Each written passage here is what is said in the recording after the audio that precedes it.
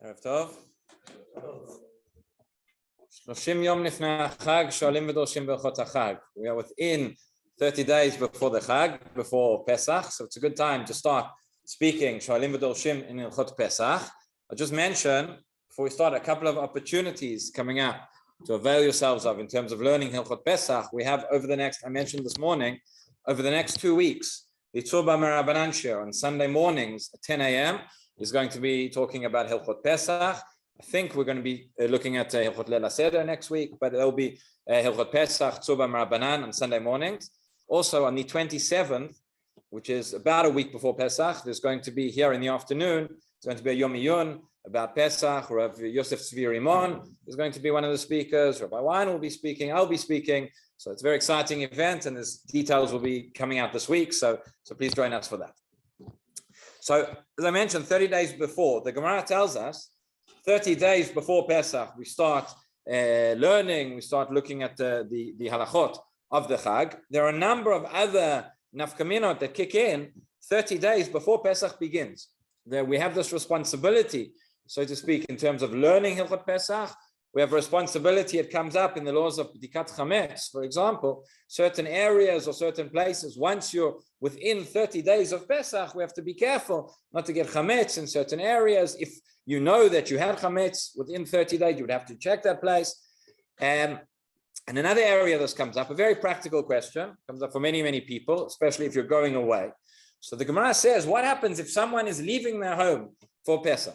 Leaving their home before Pesach. So the example the Gemara gives is that somebody's going out at sea or is joining a shayara, joining a caravan, but in those days, travel time was not so predictable.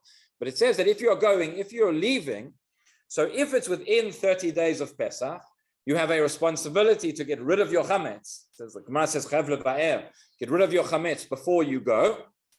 If it's more than 30 days before Pesach and you leave, so then you don't have to worry. I.e., once we are within this month before, 30 days before, you have to be thinking ahead. You have to be thinking about what will happen on Pesach. So you're leaving now, and you have to make sure that before you leave your house, that it's ready for Pesach in that way. So then the Gemara says we have a machloket amoraim. What is the case that the Gemara is discussing? So first says Abaye, he says when the Gemara says that within 30 days, you have to, within 30 days, you have to get rid of the chametz. It's talking about wetzdato lachzor. You're leaving before, but you intend to come back. According to Rashi, you come back on Pesach itself.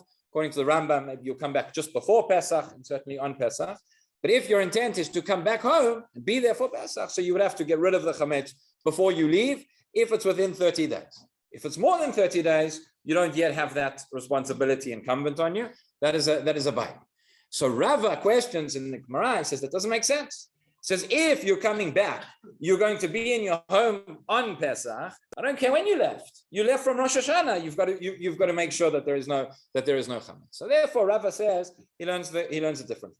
He says what we say that if you're coming back, if it's Datol Achzor and you're going to be in your home on Pesach, so then if you left 30 days before, you left 60 days before, you left 100 days before, you've got to get rid of the chametz. It's got to be clean.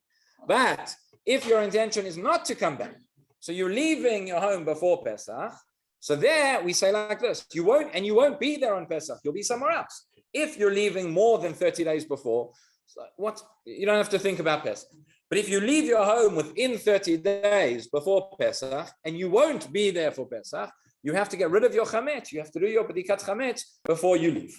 Right? So that's Rava, and that's the way we paskin. That's the Rambam. That's the Shulchan Aruch. It says again, if somebody leaves their home within 30 days before Pesach, and you're not coming home, you're not coming back until after Pesach, because it's been within 30 days. The obligation of bedikat chametz is incumbent upon you already. Normally, you would do Bedikat Chametz with the candle and the 10 pieces, if that's your custom, right? You would do that the night before Pesach. Yeah, you would do it before you leave. You would do it the night before you leave, without a bracha. Says the Shulchan Aruch, because the bracha was only established for the takana was to be done on Erev Pesach the night before. But if it's within 30 days of Pesach, you'd have to do Bedikat Chametz before you go away. Okay. So the question is, what exactly is required? What do we mean when we say you have to do Bedikat Chametz? Does this mean you have to go through your entire house and scrub everything and kash your kitchen and everything? It's not what it means, but we'll understand precisely what it does mean. I'll just say as well, I'm not talking, nowadays there's some people, there's a mechanism in terms of mechirat chametz. So some people will say would sell not just their chametz, but sell their home before they go, so that they would not be part of this obligation. Okay, and then there is a whole discussion in the poskim: would you sell on Yud Gimel or Yud Daled? Can you even do that? Because to sell chametz is one thing; to sell the home may be a bit of a again. I'm not getting into that, but let's assume a person is not selling or anything like that, but a person is going away for Pesach. A person has left their home within 30 days before. What is the obligation of Bedikat Chametz? Therefore, the night before one leaves. So, in order to understand it, again, now probably won't have time to finish. But let's look back and understand what is Bedikat Chametz in the first place. Why is it that we have to do that? Chazal established Bedikat Chametz the night before Pesach. How does this work? And how is this going to be relevant to somebody who is in their home for Pesach or not in their home for Pesach? So, okay, we'll as I say, we'll begin and we'll finish whenever we finish. As in, we'll finish on time. If we don't finish now, then we'll carry it on another day. So the Gemara, the first Mishnah in Masechet Pesachim tells us Or Yudalet Bodkin et Chametz. Right, the night before Pesach, we do a Bedikat Chametz by the light of the candle. The Mishnah doesn't tell us why. And Rashi says right away, famous Rashi, famous because it's right at the beginning of the Masechet. I always say the Rashis that are at the beginning of the Masechet, at the beginning of the Parsha, the first one, that everybody knows. So the first Rashi at the beginning, he says, why do we have to do Bedikat Chametz? Says, Kedei lo lavo b'bal yara'eh or bal yamatz.